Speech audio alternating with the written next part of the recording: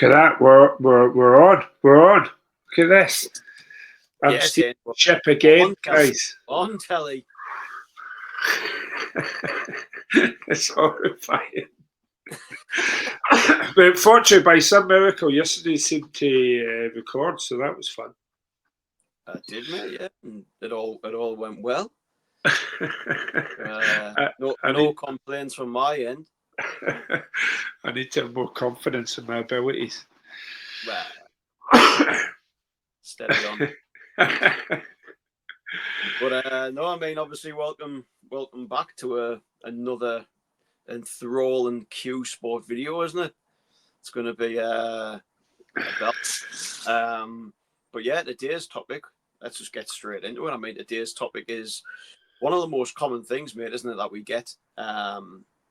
And it's not just that. I suppose it's not specific to Q Sport, is it? I mean, it's just life in general. One of the biggest things that holds us back in any aspect of life is self doubt, believing that we're not good enough ultimately to fulfill the task.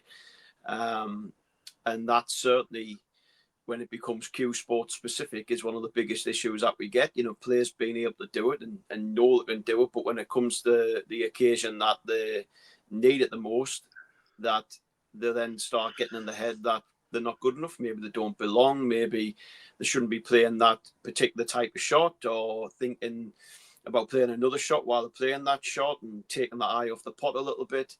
Getting tension in the Q arm, which is the common one, a bit nerves setting in, and you may be thinking about the bigger occasion instead of just actually playing the shot, and you're thinking, I'll win this match, or I'll win this tournament, or I'll get on the main tour, or I'll win, this prize money. That seems to be one of the biggest issues we get, isn't it? It is. It's funny. It's quite bizarre. I had a one-to-one recently with a player, and 4 times world pool champion. Right. I remember that because I was writing down some of their accomplishments, and I said like, and sometimes they were struggling with this. It's like they're up against a big name, and it's like I don't know if I can get this over the line, and it's like very intimidating. And even something that came up in another session last night I did with a different player, where like one of the biggest names in the sport, somebody actually you and I have taught, was in the crowd watching, and that unsettled this player just in watching. So I mean, it's quite astonishing. But basically, like anyway, so I'm sat with this player having a session, right? And it's like, right, so you feel you're nervous and you're doubting your ability and stuff, right? And I said to him, like, well, so what evidence have you got to doubt your ability? And they're like, well, what do you mean? I says, well, let me. I grabbed a pen and bit of paper. I'm sat there with my book, right? And I wrote down all the accomplishments I knew of this player off the top of my head, right? 4 times world champion, blah, blah, blah, blah. And I says, could you give me some more titles that you've won, right? So they told me some more titles, right? And anyway, I'm on my second page A4 now, right? And I'm writing all these titles down, right? Third page A4, still going, right? What are these titles? I'm like, great, okay. So let's pretend this is like a court of law and have like a debate about this, right? You not being good enough, right, to do this, right? So, and I turned the book round, and I'm like, here is my evidence that you're amazing, right? And all this is factual. So if you like read through all that, right, great. So there's my argument, right? Let me hear your argument that you're not enough. And they just went like dead quiet on the other side of the table. And I'm like, yeah, because you don't have one, do you? No, because like I'm holding all the cards. I've got all this factual evidence, and you have made up this bullshit story that you're not shit hot enough, and it's just bullshit. And this is what we do. We buy into this bullshit story that we're not enough. And we all do this as humans, you know. It's like, but and simply in a nutshell, that's all that's going on. Like, you know, as I say, like if you're able to do that, and it's something I've done with WST players as well. Like I've gotten them to write down everybody in the game that they've beaten, and I can remember this player writing out this list, and it was literally everybody: Ronnie, Judd, Robertson, you know, name a player they'd beaten all of them. And it's like, and yet, you know, you're still thinking, doubting whether you're good enough. I mean, my word, I mean, it's just absolutely remarkable. You've beaten the best players that's ever lived the game. You know, you've got one of the strongest records against Ronnie. And it's like, and you're still thinking to yourself, I'm just okay. It's just bullshit. You must have saw this in your... I was going to say, because my question on that was, you know, when you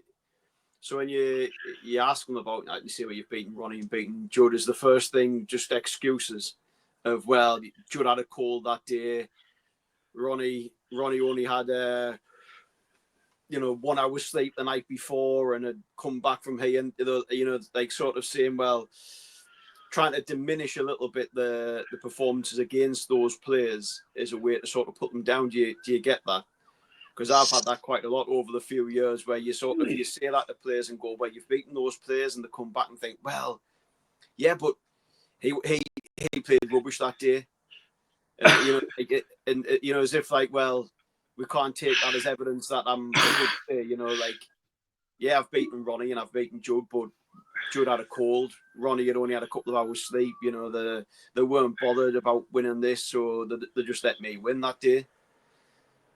And you know, try and find a way to sort of, again, diminish the results, because sometimes I think maybe they want to feed into, like, because they're in such a negative space, they want to feed into it. They don't want to see any positives around it.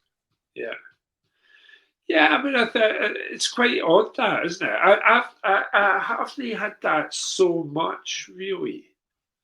But, you know, they are like, generally, they are like, yeah, I did do well against Ronnie. And it's like, and we start talking more about that the last time they played, and it's like, well, yeah, he was like 4-1 up, and they came back and won, beat him 5-4. And I'm like, yeah, that's amazing. And even if they did underperform, like my first thing was like, surely they're underperforming because you had them under so much pressure. You know, so I mean, that's another reason that you're absolutely amazing. But like, we all do this, and it's like, obviously, like, skill set wise, from a mindset perspective, given this is what I do for a living, obviously my mindset is generally very, very good, obviously, right? But I still suffer from, you know, moments of doubt, like imposter syndrome, if you like. You know, like I mean, I think I tell this story in the hub where, you know, I got invited to Spurs to speak to the goalkeepers. I mean, I'd never worked at that level of football. You know, I've worked at lower levels of football, but at the time, I'd never worked at that level of football. You know, and here I'm getting invited in, and I was bricking it. You know, but I understood what was going on in myself, because it's like, you know, I'd write down my CV and what I've accomplished, and it's like, you know, I'm sat on 5 World Championship titles, which will be more World Championship titles than anybody else in that building has achieved.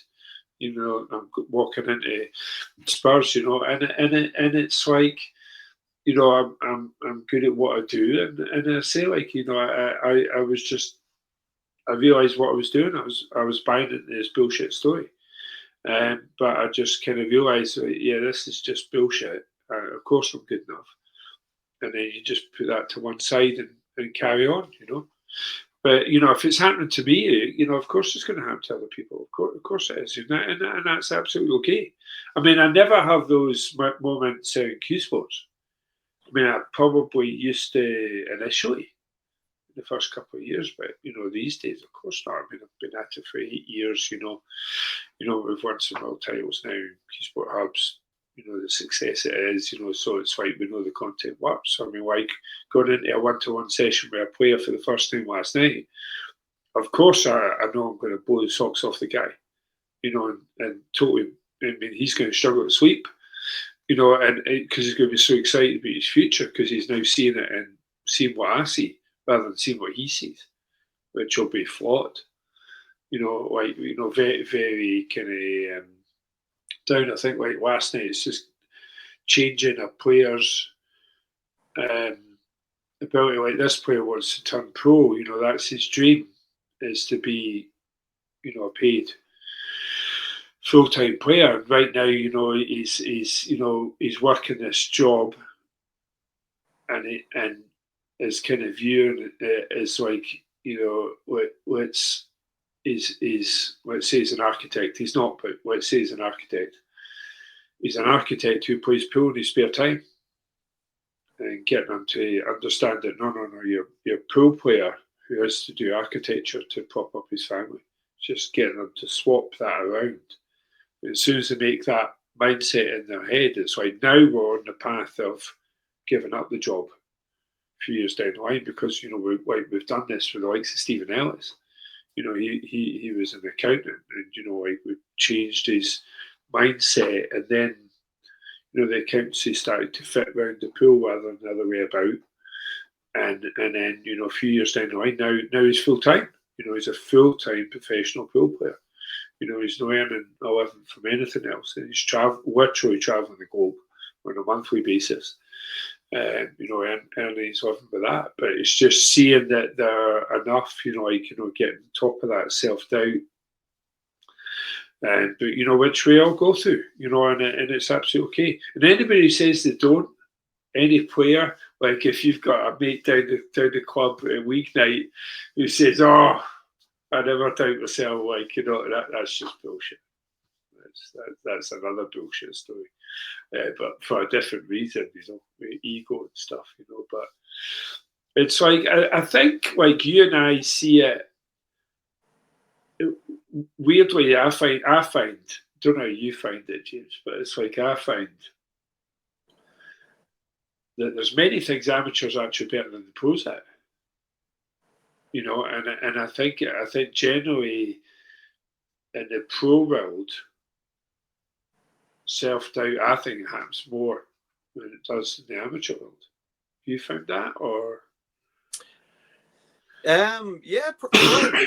And I'm just thinking why, and I think maybe it's to do with sort of what you would call battle scars, I suppose, isn't it? When you're young, you fearless, you don't have those battle scars. You may, especially from say elite Q sport perspective, you're not reliant upon it financially. Maybe you're still living at home, and everything's all fine. You're going in, you're used to beating players. Then you come into sort of the bigger leagues and you're playing these big names and you're not expecting anything. And then all of a sudden one day you need to win to pay your bills, and you need to, you've got to maybe say quarterfinals, semi-finals, finals, and you've been beaten or you've been let down, or you've got down to a winning black and you've missed it off the spot, and you've got that in your head as well. And then all of a sudden self-doubt starts creeping in, doesn't it? Because you've got those battle scars, you've got those wounds that actually never used to exist. And I'm sure, you're the expert, not me, on that, but I'm sure that plays a big part of, say, an amateur coming through. Expectations change, don't there? And the experiences change, and the demands of that particular sport change as well, don't they? And what you want from it, because it's entirely different from playing as an amateur to loving it and trying to master that skill, to trying to do exactly the same thing against better players, but actually under the pressure financially to win as well, and having all of those thoughts going around your mind. And it can become quite difficult. Like, I've found when you speak to certain players that the difficulty becomes in self-doubt is when there's actually those battle scars there. Because when you say, well, actually, you can do that, and they go, but I can't because I got that quarterfinal, that semi-final, or I've missed that particular shot under pressure, so I know I can't do it. Or, they've got that sort of evidence in their mind to back up this self-doubt, to sort of reinforce it. And it becomes really quite then a bigger obstacle to overcome. That's probably what I've found, but I think that's maybe the biggest difference. I could be wrong, mate. You're the expert on that one, but I think from an amateur to professional level, most certainly things change, don't they? And how you view the sport. Yeah, I think like like just changing our perception and stuff. Like again, obviously we're going into much more detail in the hub, but it's like as it changes the way we look at things, the things we look at change, and it's like just changing their viewpoint on like instead of going into a tournament viewing this as a pot and balls competition, it's a mindset competition, and it just completely okay, I do that and it's cause and effect. To forget the mindset, right? The balls will take care of themselves. I'm like, absolutely, that's exactly the process. I kind of helped like, friends and family members that say like, like you and I are lucky we didn't have things like job interviews and stuff to do, you know. But it's like I do exactly the same. Like my niece is, works in London in high powered jobs and stuff, and like really, really big roles. And she's, I can remember being in touch, on the morning of an interview, just randomly on my phone. I got an interview this afternoon, so right, okay. And it's like I'm just beside myself, and I'm just like just 10-minute chat about just just looking at things in a different way and understanding that it's not a test of your knowledge. It's a test of like your confidence and your how relaxed you can be. That's what you're being tested on today. Your knowledge is there. You don't need to worry about that. It's a question of like how chilled out can you be during the course of this? Because if you come across like really nervous and like on edge, that could be the difference between it makes you look like you don't know what you're talking about. You know what I mean? And it's exactly the same. Like me and James have got another business called Park Your Nerves, and it's for nervous drivers. And we go through exactly the same with that. Like like it could be like a learner going for their test, and we've had learners that have failed like 7 times, and spent thousands and thousands of pounds on lessons and stuff, right? But as I say, like they're not failing to. Yes, they're making some fundamental error, but they're doing it. It's cause and effect. They're doing it from a place of anxiety, and just getting them to see like it's not a driving test assessment. It's not a driving skills assessment. It's a how chilled out can I be assessment. That's what it's about.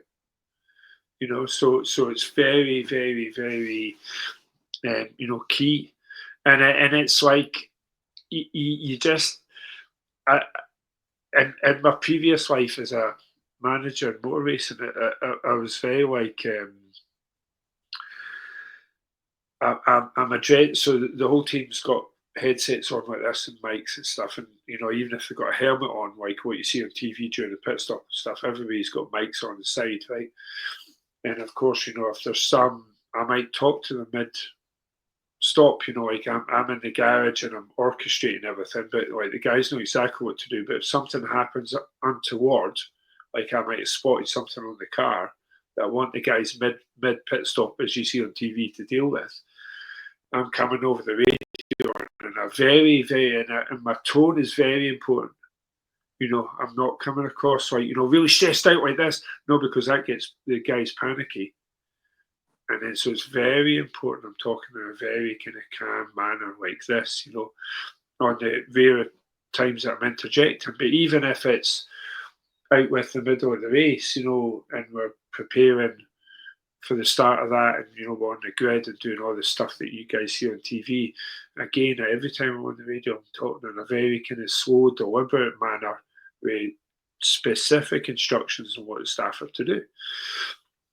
And you get very, it becomes the norm, Can I ask you, mate, there on that one? Did somebody teach you how to do that, or was that something you had to learn yourself? Did somebody, when you sort of, I'm presuming you were sort of promoted through ranks to get into that position, but did somebody teach in terms of saying when you deliver this and teaching you how to do that, or was it something that you had to learn yourself?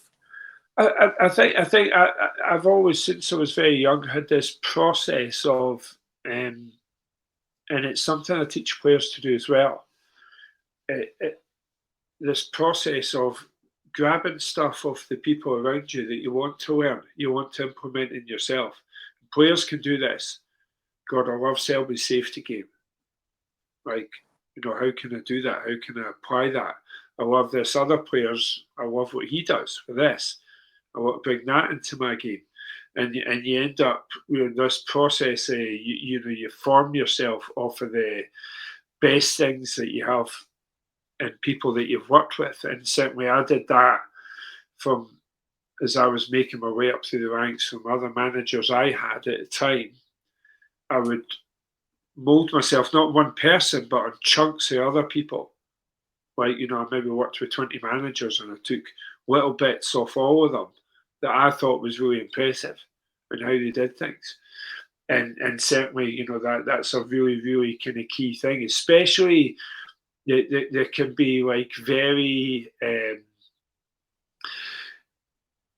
can be very, very intensely stressful things happen just like that you don't see coming.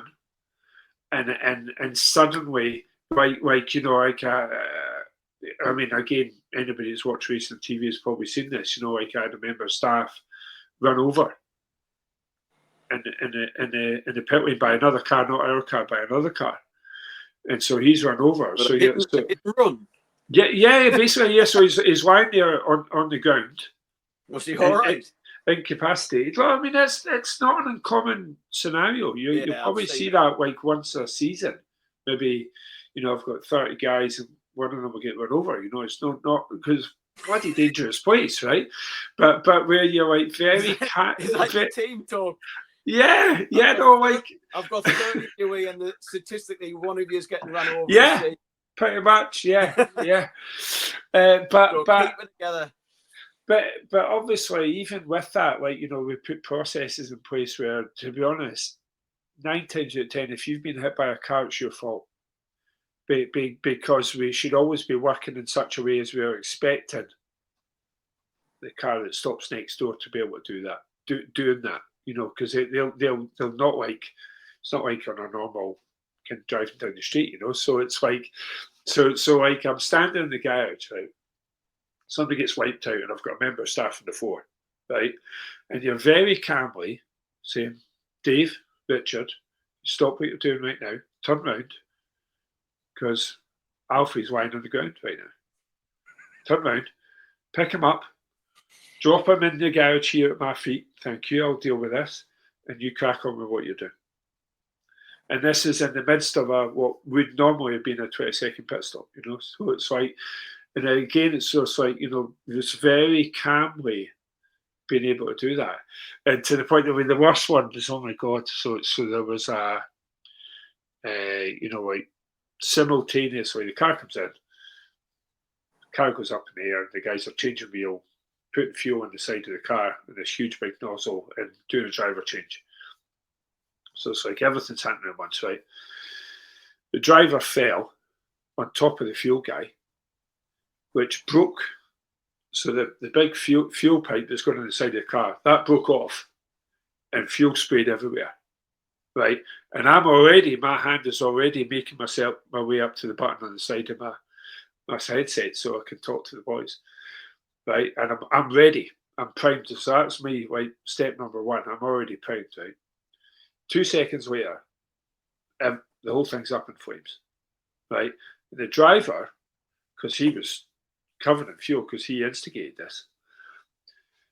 He was on fire, and he ran into the garage where I was, where we had our sponsors. We had about 40 people in the garage watching, right? Kids there, everything. And he ran on fire into the garage, right? And I'm just like, yeah, Matt, if you could get the extinguisher and put the driver in, please.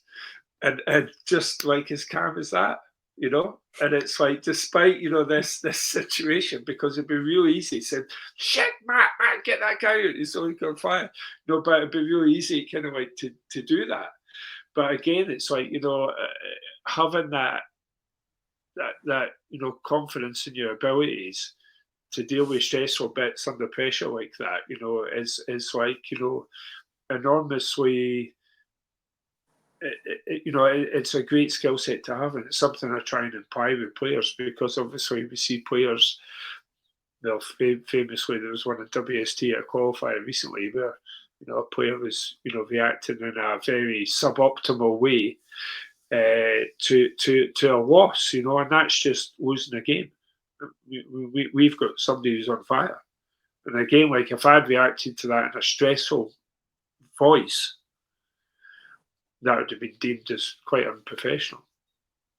Because I'm there to run the team, and everybody's going to be more effective if we're calmer under these situations. So, yeah, I mean, I think it's all of this becomes kind of cause and effect. But like the reason I was able to, on that day anyway, perform really well and keep calm, despite we've got a guy on fire inside the garage, which is less than optimal. It's because of that, confidence and their abilities, and I'm not in that moment buying into a bullshit story that I'm no good. It's because like shit, what they'll do here, right? No, we've got an answer for everything. We're very much kind of like that, and it's. I have an occasion like had some Q Sport people at race events, and they're really like spectating and behind the scenes, and they're really like I totally get it now. This is completely a step above to anything I've seen in sport.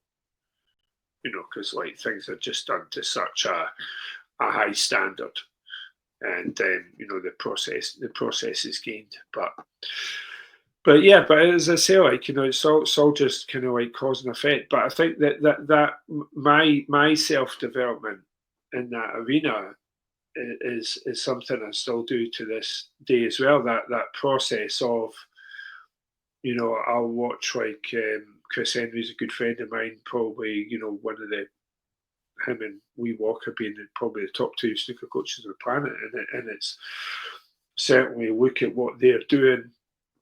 And it's not mimicking, it's just like, yeah, I like that. I think I would like to do things a bit differently to that. And I do do things a great deal differently to Chris, for example, because, what he's doing is sports psychology. And I much prefer my view of one being much simpler. What we do in Q Sport Hub is much more about our emotions. And controlling those emotions and states of high pressure, which I've learned to do myself.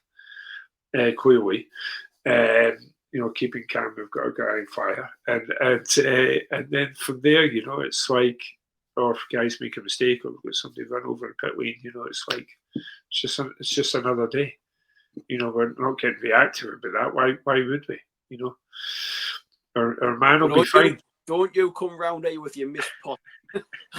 Exactly. I've got a man on fire here, and knocked over. Exactly. I'm not interested in your tip issues. And it is, like it's just it's a non-event, it's and we just got to kind of like deal with that. We could be. God, like you say, like you're having to deal with stuff in sports. Stuff happens that's not planned. I think, especially in the golf world, obviously we're doing this golf version of what we do now, but I think especially in the golf world, you just have to kind of like roll with, with whatever happens, and it's like we're kind of like I'm very kind of used to that. I think that day the lad got run over, I'm like, right, so I've got to get him to a medical centre. And it's like, right, he can't walk. How am I going to do that? How am I going to do that? And then because you're calm, you're thinking clearly. And it's like, right, I've never had to do this before. How am I going to have like wheelchairs on where am I going to find a wheelchair? But so I just thought, I don't know, like you just trust something inside you's got this. And that's such a key thing for a player. Just like, I don't know how, but something inside me's got this. And that's a really kind of key bit. But you're only going to get to that bit if you're calm. So anyway, so I've got this situation. I've got this lad in the garage who's injured, and I'm like, right. I don't know how, but anyway, I'm going to walk at the back of the garage and someone will come to me. And I walked at the back of the garage and here there was a guy driving past in a golf buggy. So I stopped him, pulled him out of it physically.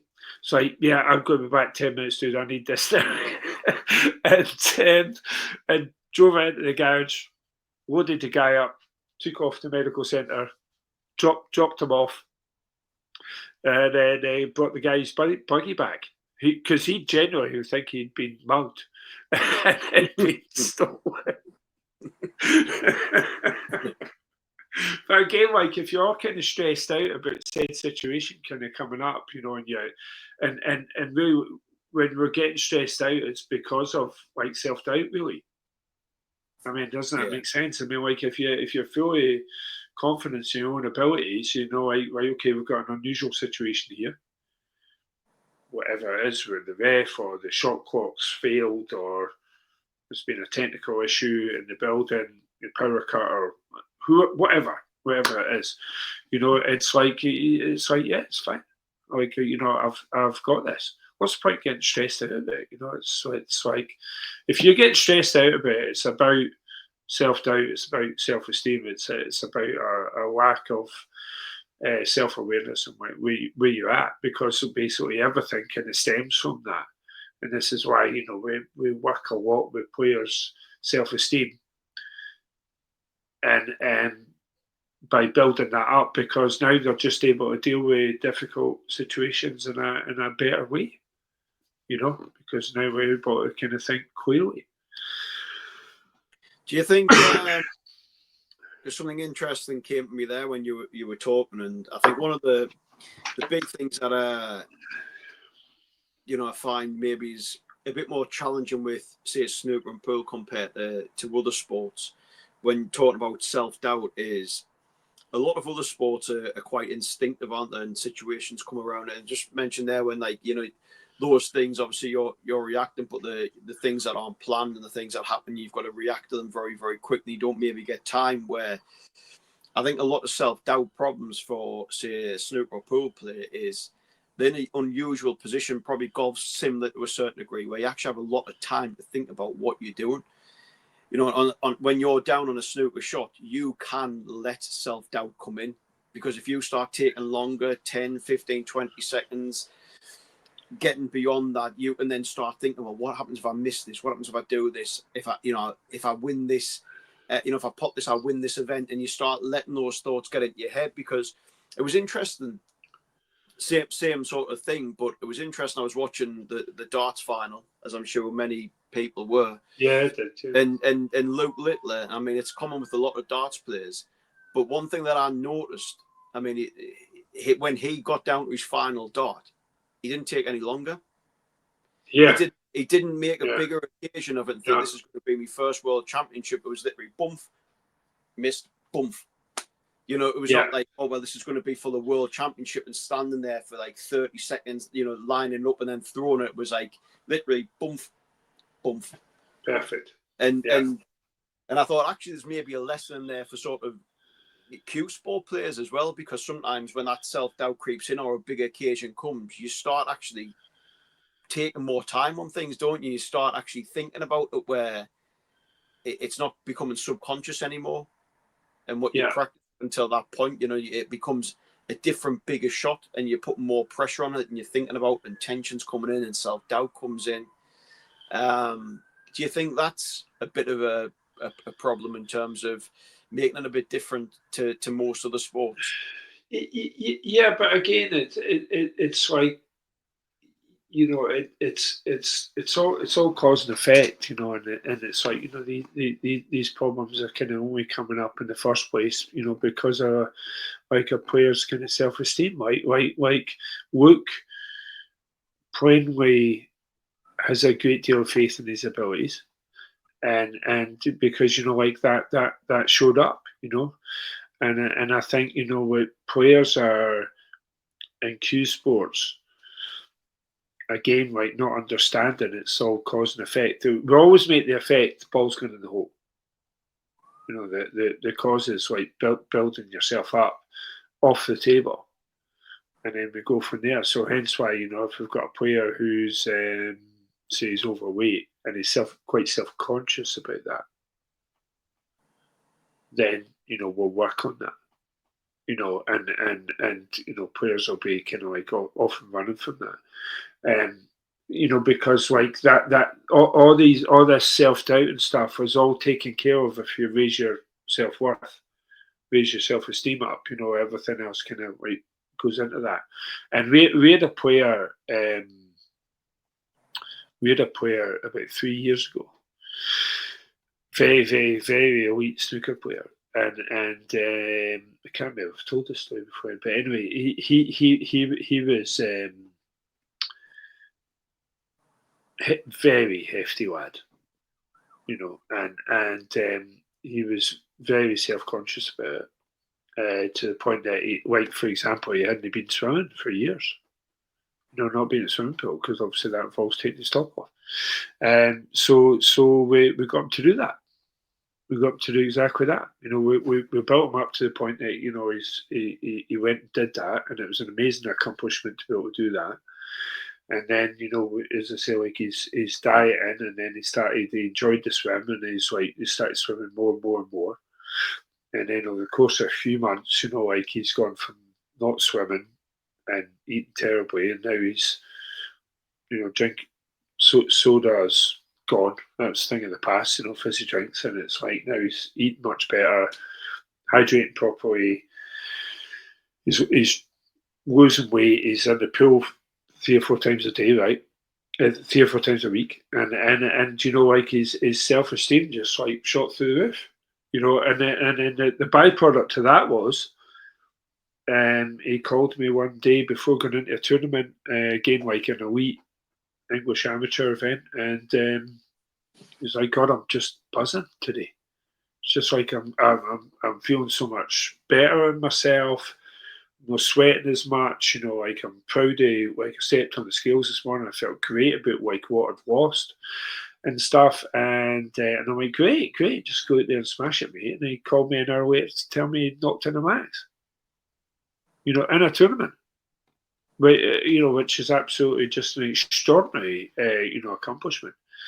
But this is where, like as I say, like, you know, self-doubt is cause and effect. It's a byproduct to other stuff going on. And you know, like if we raise our self-worth, then you know the self-doubt just, like, you know, completely, you know, goes away. You know, and that's what to, you know, work on. And I think, like, just generally as well, it's like it's not just in your sporting contests. I think if you're doing things in life that aren't morally very good, parking in disabled bays, stuff like that.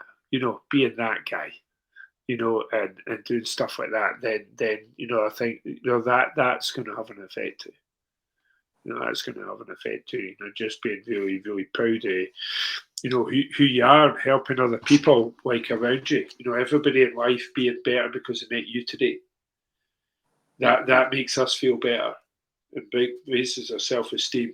And then things like, as I say, self-doubt, anxiety, frustration, anger at running the balls, all of this stuff kind of just melts away. No, fantastic. Well, I think I've enjoyed that, and I think it's a good one. I suppose to just end this off, because I mean, you know, obviously we have the Q Sports Hub, which a lot of the more detailed stuff that we have around this is on there. There's a lot of content, isn't there, around sort of self-doubt and how to do this. And I think for anybody wanting to sort of, you know, if any of this, you know, resonates with you and you're a player, or even if in your life, you know, it's to jump on and to go through the content and to, you know, make that part of your practice routine and make it part of your daily routine, and to change things around. And you know, I'm pretty much 100% confident, you know, it's going to change, really, isn't it? Your life and your game, isn't it? You know, if you're happy in your life and you're going in, you know, you're going to games and you're more confident, you know, you're more certainly going to win more than you lose. And I think more importantly, the ones that you do lose, you're going to be in a far better mood and move on, because fundamentally, life moves on, doesn't it? You know, win or lose, you lose. You can beat yourself up about it all you want, but it ain't going to make the future any better. You know, all you can do is move on, get back on the practice table, turn back up again, reset, and play again. And like you said, I think if you're in a good space as well off the table, then you get over those defeats a lot better, don't you? And also sometimes we're wrong in where we think we're at.